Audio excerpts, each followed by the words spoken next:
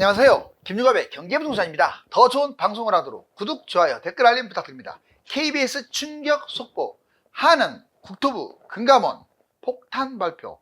한은과 국토부, 금감원이 이례적으로 충격적인 합동 발표를 하였습니다. 금융권 비상사태와 기준금리 인하, 신규 택지 개발이 그 핵심입니다. KBS는 속보를 통해서 예금 1억 보장 상향, 이금융권 위기 집중 조명, 부동산 세금 대폭 폐지 및 축소를 발표했습니다.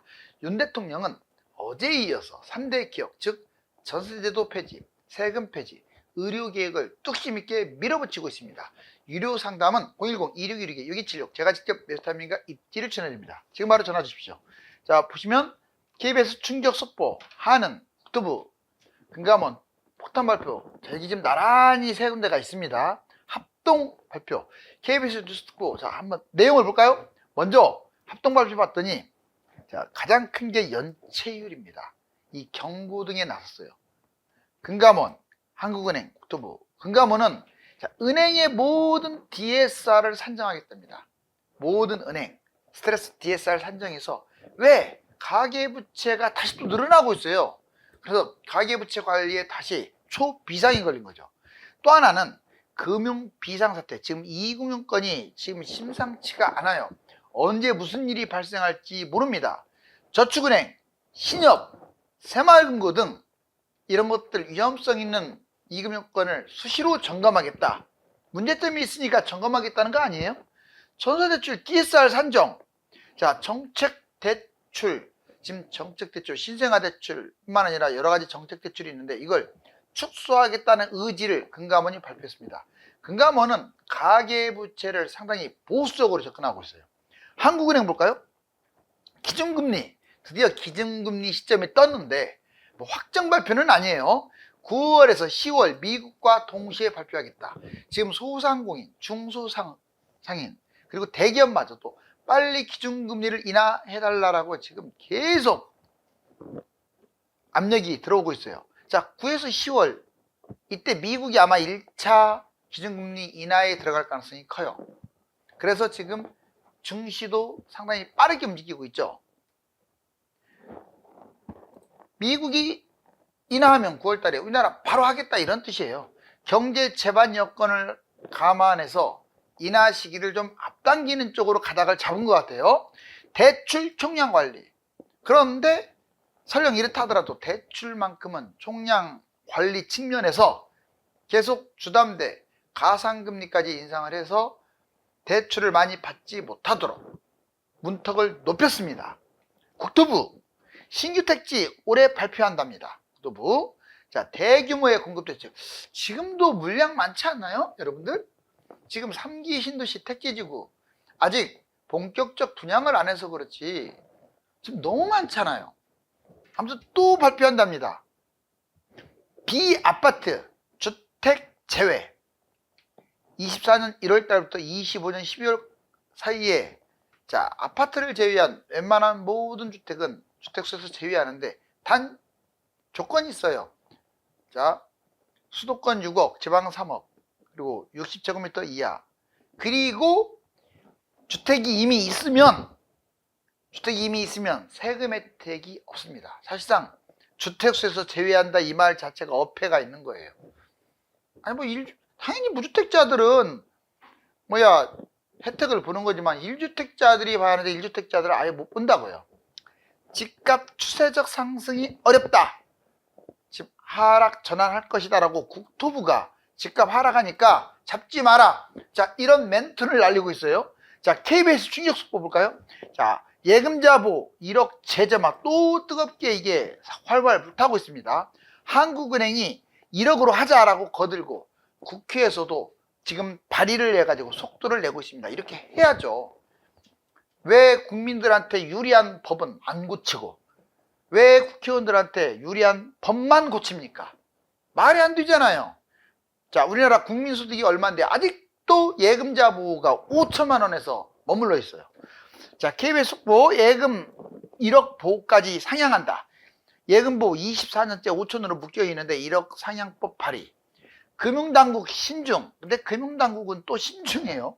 5천 이상 5천 이상이 일부다. 이거 금리 전가를 할 수도 있다. 오히려 은행이. 말도 안 되는 소리죠. 여러분들 5천만 원 이상 저축 안 한 사람들이 일부입니까? 5천만 원 이상 저축 많아요. 생각보다. GDP 대비 1.2배래요. 미국은 3.1배. 그러면 우리나라는 지금 형편없이 보장해 주는 거예요. 내가 돈 저축을 했는데 은행이 망하면요, 이 눈꿀만큼 보호받는 거죠. 자, 이금융권도 위기다. 이거 지금 여러 번 했습니다. 그렇다고 지금 당장 옮겨야 할까요? 이런 말 하는데 그거에 대한 정답은 없어요. 그렇지만 저라면 뭐 지금 당장 들었으면 몰라도 한 1, 2년 남았다 끌고 가겠어요. 끌고 가서 대신 만기 되면 꼭 갈아타세요. 아셨어요? 여러 곳으로 5천만 원 이하 분산시키던가. 저축 상위 PF 연체율이 무려 4.4에서 여기 보세요. 11.05%. 이거 너무 세지 않아요? 연체가. 새마을 지금 7% 중반에서 8%. 와, 어마무시하죠. 신협 지금 6.8%. 농협, 수협도 상승세인데 신협이 압도적으로. 한마디로 지금 거론한 이 세 곳은 지금 상당히 심각해요. 자, 세금 폐지 축소. 자, 대통령은요 지금 현재 종부세, 상속세, 증여세, 금투세는 아예 어떻게 하겠다. 자, 지금 종부세 같은 경우는 폐지하고 상속세, 증여세는 축소하고 금투세는 없애겠다. 자, 국토부 종부세, 금투세 폐지. 그러니까 대통령하고 뜻이 같은 거예요. 기타, 상속, 증여 이런 것들은 하향. 국회에는요 지금 여당 대통령 의견하고 일치하는데 야당은 아직 관망하고 있어요. 어차피 이 폐지는, 세금 문제 폐지는 지금 여야 국회에서 합의가 돼야 돼요. 근데 저는 종부세라든가 금투세는 없앴으면 좋겠어요. 그리고 나머지도 상속세, 증여세도 너무 세요. 이걸 끝까지 유지하겠다고 주장하는 정당이 있다면 국민 세금 뜯어먹겠다. 흡혈귀로 저는 생각해요. 흡혈귀. 물론 자, 어떤 세금이 있어요. 아니 뭘로 그럼 유지하느냐. 뭘로. 자, 좋은 지적이에요. 이 세금을 다 이렇게 폐지하거나 축소시키면 뭘로 유지하느냐. 여러분들 쓸데없이 혈세 나간 걸 막아야죠. 다시 말하지만 맨날 개인 회생, 뭐 파산 신청 이거 대폭 줄여야 돼요. 그리고 막 여러분들 한 달, 두 달씩 쉬면 실업자 급여 물론 일정 부분은 도와줘야죠. 근데 너무 남발하고 있어요. 너무 남발, 너무 금액도 커요. 국민의 세금 받아가지고 쓸데없는데 돈을 막 낭비하고 있어요. 진짜 많이 낭비합니다. 쓸데없는데. 이것만이겠어요? 얼마나 많아요. 아, 이런 걸 줄여야지. 정상인 걸 줄여야지. 다른 나라보다 세니까 줄이라는 거잖아요. 다른 나라보다 쓸데없이 왜 그런 혜택은 막 줘요? 주지 말라는 게 아니라 균형을 잡아야지. 누구 균형 잡는 사람 없나요? 정부에서 균형 잡는 사람 없어요? 세금? 자, 윤 대통령 3대 개혁, 전세 폐지, 군불대는 정부, 또 부동산 대책 나오느냐 자꾸 그러는데, 전세제도는 당장은 폐지 어려워요. 그렇지만 지금 꺼내고 있습니다. 전세제도 폐지. 전세제도의 부작용이 너무 많다 이거예요. 물론 유주택자 입장에서는 뭔 부작용이냐, 전세제도 때문에 서민들이 월세 안 내고 잘 버티는 거 아니냐 할 수도 있어요. 그래서 1차 보완, 전세제도를 없애려면요 40년 모기지, 아주 싼 모기지가 활성화돼야 돼요.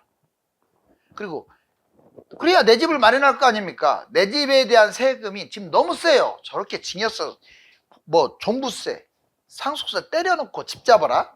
말도 안 되는 소리죠. 급감시켜야죠. 그 다음에 2차 보완도 필요해요. 전세대출 자체를 없애버려야 돼요. 전세대출. 그리고 에스크로. 자, 이거 갭 투자 못하게 한다고요. 임대인이 임차인 돈 받아서 그냥 은행에다가 넣어놓고 거기에 해당되는 월세와 관련된 세금을 받으면 돼요. 금액을. 민간임대. 지금 공공임대로는 한계가 있어요. 민간에서 주택임대를 계속 져가지고 지금 여기 전세를 대체하면 돼요. 여러분들 민간에서 아주 싸게만 전세 제도를 만든다고 생각해 보세요. 누가 비싼 개인의 전세 속으로 들어가겠어요? 세금 문제, 세금 폐지, 종부세, 금투세, 중과세는 웬만하면 폐지가 맞는 것 같아요. 세금 축소, 상속, 증여, 취득, 양도세는 없앨 수 없어요. 다른 선진국 국민소득의 어떤 대비해서 비례해서 만들었으면 좋겠고, 세금 보완, 부유세라든가 아까도 말했지만 회생, 파산, 기타 뭐 실업급여, 혈세 낭비 이런 부분들을 대폭 줄였으면 좋겠고, 의료개혁, 자 의사수를 정원하는 것은 방향은 맞는데 얼마나 느리고 줄이느냐, 이거는 서로 협의가 필요하고요. 고령화 비율이 높아졌기 때문에 자 이 의사도, 왜냐면 병원에 가는 사람들이 자꾸 늘어나니까 의사 수도 늘려야 한다고 봐요. 무슨 그랬더니 오히려 그 밑에 있는 간호사나 또는 그 수발하는 사람들만 늘리면 되지 뭐 의사 수까지 늘리느냐, 그런데 아직 모르는 소리죠. 여러분들 20, 30대가 많이 아픕니까? 아니면 7, 80대가 많이 아픕니까? 이거 탁 나왔잖아요. 의사가 필요한 거죠, 당장. 자, 전공의도 고르게, 물론 과는 달라요. 성형외과 너무 이쪽으로 몰렸는데 이거 없애야 돼요. 쿼터제를 주든지 어쩌든지 세금을 세게 때려버리든지. 돈 버는 장사꾼이 되면 안 되죠. 진짜 필요한 외과나 내과 이런 사람들 서로 힘드니까 돈도 못 버니까 안 가는 거 아니에요. 이런 것들을 좀 고쳤으면 좋겠어요. 의사수만 늘리려고 할 게 아니라. 그리고 이 치과는 방향은 다르지만 애초부터 치과 숫자는 좀 현실에 맞게끔 만들고, 자 다른 과들 있죠. 다른 과들 이거를 골고루 포진하게끔, 오히려 인원이 많이 필요하고 정말 안 하려고 하는 수술과 관련된 그런 부분들에 많이 좀 치우쳤으면 좋겠어요. 의료개혁, 의료기술, 첨단산업, 해외 수출 이걸 지원해서 우리나라 의사 선생님들이 지금 세계적 수준이거든요. 우리나라 의사 수준이 높아요. 기술도 높아요. 일정 부분에서는 세계 탑이에요. 자, 이걸 썩히지 말고 좀 더 개발시켜서 해외로도 파견시키고 기술도 수출하고 해가지고 수입을 훨씬 더 늘릴 수 있는 방향으로 갔으면 좋겠어요. 의사 숫자만 적어가지고 그 희소성으로 급여가 센 게 아니라 기술력 이런 부분들로. 자, 여기 보시면 금융대란 위기의 저축은행 PF 연체율 11%까지 급상승. 와, 정말 아까도 얘기했지만 저축은행, 새마을금고, 신협 금융대란이 오기 전에 막아야죠. 지금은 뭐 대란까지는 아닌데 이제 워낙 지금 연체율, PF 대출 문제 이게 심해서 그래요. 자, 부동산 전망 한번 별별 쳐볼까요? 여러분들 전체적인 면하고 상급지, 중하급지로 나눠보자고요. 먼저 전체. 상급지, 중급지, 하급지라는 말은 어떤 개념의 성격이에요. 임의적으로 나눈 겁니다. 상급지가 지금 시세를 이끌고 있어요. 전국의 20%. 금액으로 꼭 정할 수는 없지만 제가 보기에는 10억에서 15억 사이가 상급지일 거예요. 약 20% 안에 들어가죠. 근데 얘들 위주로 지금 뛰고 있어요. 그 다음에 중급지라고 하면 상급지 상승폭에 얘들이 상승폭이 커지면 중급지도 따라가는데 전국적으로 약 한 40%, 대부분 수도권에 좀 많을 것 같고 경기 인천에, 지방도 괜찮은 곳들이 중급지에 들어갑니다. 하급지, 상급지에 영향을 받겠죠. 대신에 얘는 웬만큼 뛰어갖고는 집값이 못 갈 수도 있어요. 전국에 약 40% 해당되는데 경기도 인천의 외곽이라든가 지방의 대부분이 하급지에 해당돼요. 자, 이제 상급지하고 중하급지를 나눠봤을 때 상급지는 어디냐? 강남, 한강변이 우선이고요. 서울 전체는 차선이에요. 그리고 기타 경기 인천의 비싼 곳들 있죠. 또는 지방에서도 핵심 지역 일부가 되겠습니다. 전망 강남 한강변 계속 올라갈 것 같아요. 지금 상승폭이 확대되고 있죠. 자, 유의사항이 있습니다. 상급지라고 해서 덥석 잡으면 안 돼요. 토지거래 허가제 조정지역이잖아요. 지금 강남 3구하고 용산, 그리고 12억이 넘는 것들이 대부분이잖아요. 12억이 넘으면 2년 전세 끼고 잡아봤자, 갭 투자해봤자 이거 세금 덩어리입니다. 아시죠?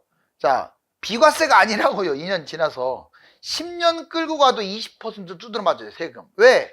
거주를 안 했잖아요. 10억이 넘은 곳은 거주까지 들어가야 돼요. 중하급지, 자, 지역 경기, 지방, 핵심을 제외한 대부분 80%가 중하급지예요. 여러분들이 보유한 아파트는 대부분 중하급지. 전망, 부동산 흐름에 영향을 받습니다. 특히 상급지에 영향을 받고, 얘는 상승하는 거, 보합, 하락이 넘나드는데, 다만 상급지가 상승폭이 커지면 따라가겠죠. 자, 유의사항, 여기에 조심할 점은 인구가 감소되거나 공급이 넘쳐나거나, 또 장기적으로 예전에 10년 동안 하락한 적도 있어요. 그래서 상급지하고 같은 레벨로 보시면 안 돼요. 여기 집을 잡을 때는 너무 무리하지 않는 선에서 잡는 게 좋습니다. 자, 갭 투자를 조장한다. 그래서 갭 투자 때문에 이 전세제도에 대한 손을 보려고 하는 건데, 주로 뭐가 갭 투자를 조장하느냐면 전세 대출이에요. 나는 전세 살고 한쪽에는 갭 투자하고, 이것 때문에 갭 투자가 늘어나요. 특히 지방 분들은 서울에다가 갭 투자해 놓고 자기들은 지방에서 전세 살거나 일시적 2주택을 활용하는 거죠. 자, 비조정지역 실거주 폐지. 지금도 서울 25개 구에서 강남, 서초, 송파, 용산을 제외한 21개 구가 다 비조정지역이에요. 기타 경기도, 인천, 지방은 싹 비조정지역이에요. 실거주 안 해도 비과세, 2년만 지나면 비과세다. 다만 12억이 넘으면 비과세가 아니에요. 거기서부터는 세금이 셉니다. 자, 임대주택 사업. 자, 여러 채 혜택을 주는 제도인데 이제 10년짜리, 그것도 비아파트만 해당되죠. 또 하나는 일시적 2주택, 얘도 갭 투자를 주장해요. 3년 이내에 먼저 갖고 있는 것만 매도하면 비과세잖아요. 그래서 다주택이잖아요, 다주택. 그래서 갭 투자를 조장하는 일시적 2주택도 바로 그 역할을 하고요. 자녀 명의로 사는 것도 갭 투자를 조장해요. 자녀 명의는 소액 갭 투자로 가능하기 때문에, 또 실거주가 거의 없잖아요. 그래서 뭐 집값이 한 4억, 5억, 6억, 7억, 8억, 주로 소형 아파트나 재개발, 모아타운 이런 것들의 자녀 명의로 많이 갭 투자합니다. 여기 보시면 부동산 핵심 3가지 사항, 서울하고 지방 아파트, 빌라. 여러분들 앞으로 부동산 지금 현재 진행을 봤더니 철저하게 양극화로 가고 있죠. 서울이냐 아니냐 이렇게 가고 있지 않아요? 그리고 갭 투자를 활용했을 때 수입이 제일 세요. 수입이. 다만 고가 아파트 경우는 다시 말하지만 세금 문제가 조금 걸려 있긴 해요. 자, 서울 지금 계속 올라가고 있죠. 매매가도 뛰고 전세가도 뛰고 있는 상황이고, 전세값이 계속 올라가다 보니까 갭이 좁혀지고 있어요. 신축이 아무래도 공사비 급등으로 인해서 구축이 멈칫거리는 사이에 신축들이 많이 뛰었습니다. 근데 이 생각도 해야 돼요. 지금 신축은 좀 같고 구축은 별로 못 뛰었기 때문에 오히려 희소성은 구축이 더 있을 수도 있다. 항상 너무 많이 뛴 것들은 조심하자. 자, 부동산 70%가 초비상. 이게 뭔 말이냐? 한국 주택이 만약 혹시 폭락이 되면, 자, 인구 감소에 대비해야 한다. 자, 70%. 그러니까 아까 중하위권이 80% 정도 된다고 그랬죠. 그 애들이 위험하다는 거예요. 그 애들이. 왜? 70%, 80%에 해당되는 부동산 지금 집이 남아도는 상황에서, 자, 공사비 뛰고 인구는 감소하고 공급은 확대되고, 결국 수도권하고 지방 대부분들 여기 해당되겠죠. 인구 감소하고 있죠. 공급은 계속 늘어나고 있죠. 당연히 70% 초비상. 자, 무조건 이걸 좀 붙잡자. 강남 한강 전체 돈만 있으면 여기를 잡으세요. 서울 아파트 이걸 잡으세요. 서울의 재개발, 지금 입주 2, 3년 남겨놓은 뉴타운이나 재개발이 낫습니까? 아니면 그냥 지어진 새 아파트가 낫습니까? 일장일단이 있어요. 근데 똑같은 조건이 비슷한 상황이라면 지금 입주를 2, 3년 남겨둔 게 훨씬 유리합니다. 자, 그 다음에 경기도로 넘어올게요. 경기도 인천은 3기 신도시 분양이 좋아요. 그 다음에 경기도 인천은 아무래도 중심 아파트 위주로 잡아야겠죠. 자, 경기도 인천 좀 산업지역, 이런 회사가 많은 곳들이 유리하고, 역시 경기도 인천에 GTX 인근의 곳들. 이번엔 지방으로 넘어갈까요? 지방도 극히 일부의 중심 아파트 위주로 투자 목적으로 가는 게 좋고, 지방도 산업단지가 좀 있는 곳들, 3기 신도시 분양. 여기 보면은 전반적으로 서울이 안정성이 높죠. 자, 이제 부동산 주간 시세, 한국 부동산은 KB 시세를 같이 보여드릴게요. 여기 보면 이게 0이에요. 보라색이 0. 와, 그런데 서울 뛰는 거 보세요. 빨간색. 빨간색 뛰는 거 봤더니 지금 미친 듯이 뛰고 있죠. 0.20으로 주간 시세가. 그래서 지금 급등하고 있다는 거예요. 이것도 마용, 성광, 강남 3구 위주로 뛰고 있어요. 전국은 보세요. 이게 지금 제로에서 계속 놀고 있네요. 0.03. 양극화로 가고 있네요. 서울과 기타 지역으로. 자, 그 다음에 지역별 아파트. 그런데 이건 KB 시세인데 이게 0이야. 계속 마이너스에서 놀았는데 최근에 와서 수도권이 0.03. 지금 얘는 0.20인데 0.03. 이제 겨우 강보합. 하락에서 강보합. 전국은 지금도 마이너스. 5개 광역시는 크게 마이너스. 지금 한국 부동산원이 맞을까요? 아니면 KB 부동산이 맞을까요? 하나는 계속 올라간다. 하나는 이제서 꿈틀거린다. 지금 집값이 통계기관에 따라 다른데 한국 부동산원은 2021년 수준으로 치솟고 있고 KB 부동산은 보합권에서 맴돌고 있습니다. 어느 것이 맞을까요? 감사합니다.